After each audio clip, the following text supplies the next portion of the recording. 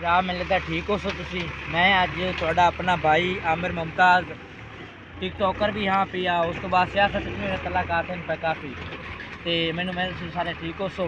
मैं अज भाई नियाज अहमद 707 का यूट्यूब चैनल है वो को मैं इतने आया खला अपना बशन खां इस टाइम दिखाओ कि वो इस टाइम ट्राली भर रहे हैं थोड़ी मसरूफ हैं पे आप उन्होंने मिल वेने हैं तो मैं अज इतने आया खला थोड़ा इंटरव्यू करा माशाल्लाह यूट्यूब का चैनल है पिया अपना नियाज अहमद 707 तो तुम इन्होंने मिल वेने 707 पट्ठे च मतलब होर मैंने पे मतलब तो बड़ा अच्छा मैंने लगा इन्हों का 707 इन्हों का कोड है तो नियाज अहमद साहब तो इन्होंने मिलन आए खले हैं इंशाल्लाह थोड़ा इंटरव्यू करवाने इन्होंने। मेरा प्यारा बहुत अच्छा प्यारा दोस्त है मुजफ्फर मूसा वो भी टिकटॉकर से आ रहे पे मतलब फेसबुक नाल तलाकात रखता है सोशल मीडिया तो वह मामू है मेरा भी मामू है सक्को है साडा ते बड़ा करीबी मतलब दोस्त भी है तो मैं बड़ा यूट्यूब तो वीडियो शेप वगैरह वेखे मैं उन्होंने मिलन आया इंटरव्यू करना आया उन्होंने गपशप लाने आए फिलहाल लोग ट्राली बाहर रहन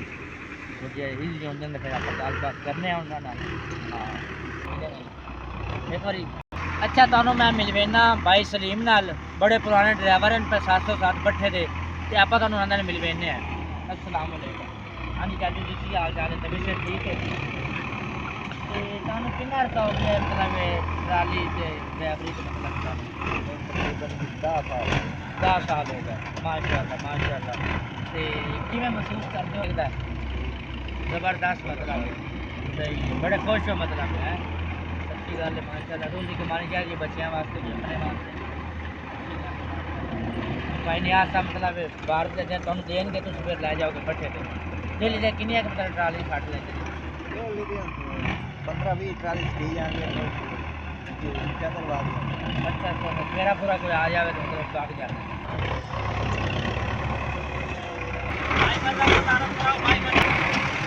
अच्छा भाई तुम एक होर भाई नाल मिल वेने बड़े पुराने ड्राइवर हैं पे अपना रूसी ट्रक रूसी भाई है हाँ दे अस्सलाम वालेकुम की नाम है ਤੁਹਾਡਾ मदर साहब ते किवें तुहानू लगदा है मतलब दिल्ली दे किन्ने ट्राली फड़ लेंदे 20-25 साल अच्छा ते किन्ना अर्सा हो गया तुहानू इस काम से किन्ना अर्सा हो गया किन्ने साल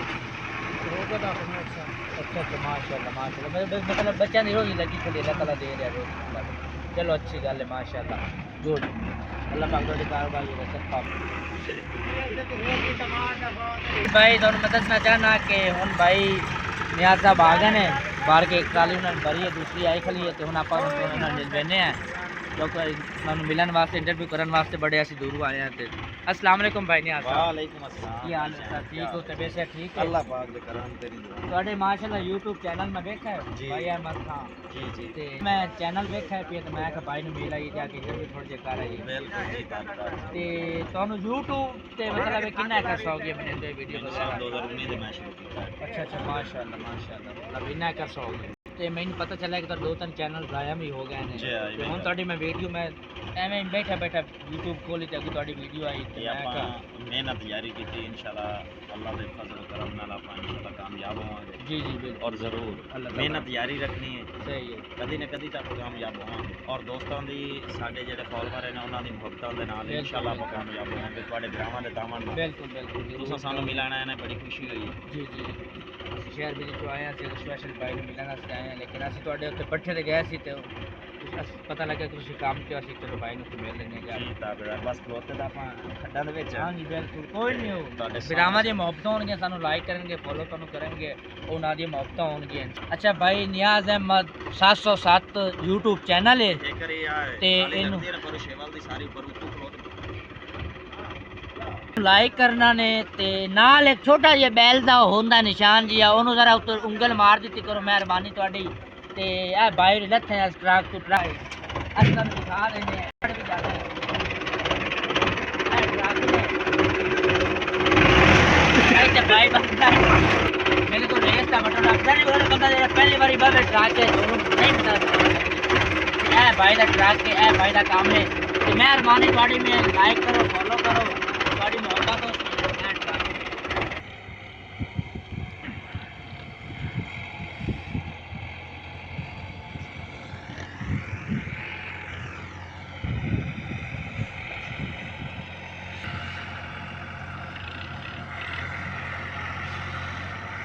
अच्छा, वीडियो एंड तक देखने का मज़ा तभी आता है जब बंदा स्किप ना करे और वीडियो देख के ये चेक करे परफॉर्मेंस। माशाल्लाह बहुत ही लाजवाब जो है ना परफॉर्मेंस है। ठीक है, चेक करें जी, माशाल्लाह माशाल्लाह माशाल्लाह। ये एक ड्राइवर की महारत होती है कि इतना वज़न लेके कंट्रोल करना।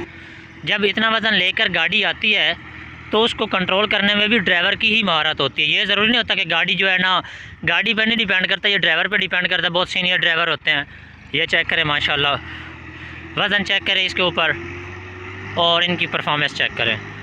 तो एक लाइक से कुछ नहीं होता, अगर आप लाइक करते जाएं तो इससे ये होता है कि ज़रा तामुन हो जाता है, तो आपकी ये मोहब्बत होगी।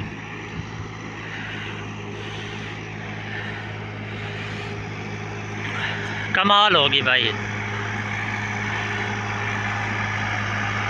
ये गाड़ी उठाकर सिर्फ आपको हम दिखा रहे हैं कि चेक करें ये कमाल। हाय हाय,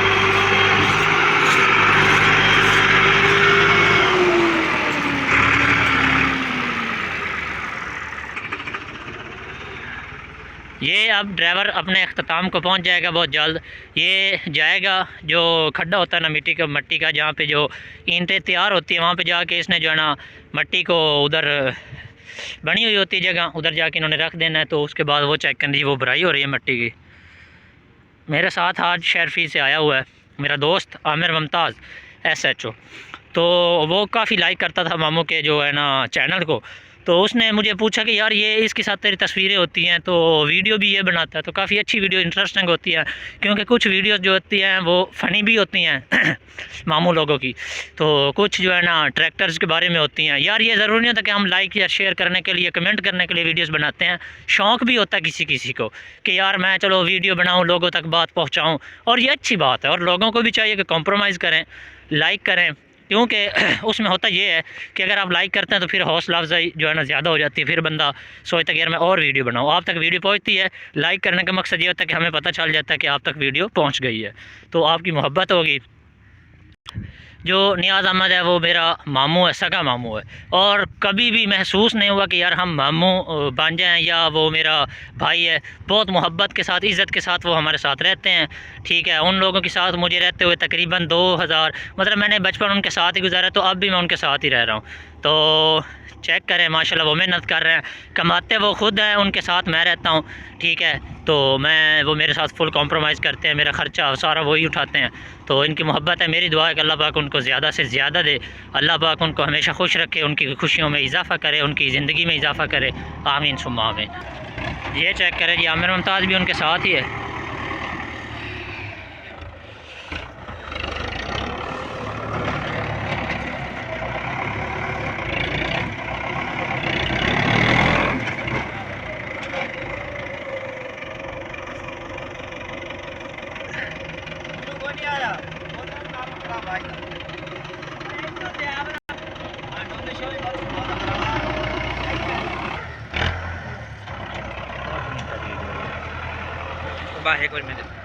अच्छा मैं भाई नियाज साहब के हूँ, मैं ट्रक के कोल भाई खड़ी है।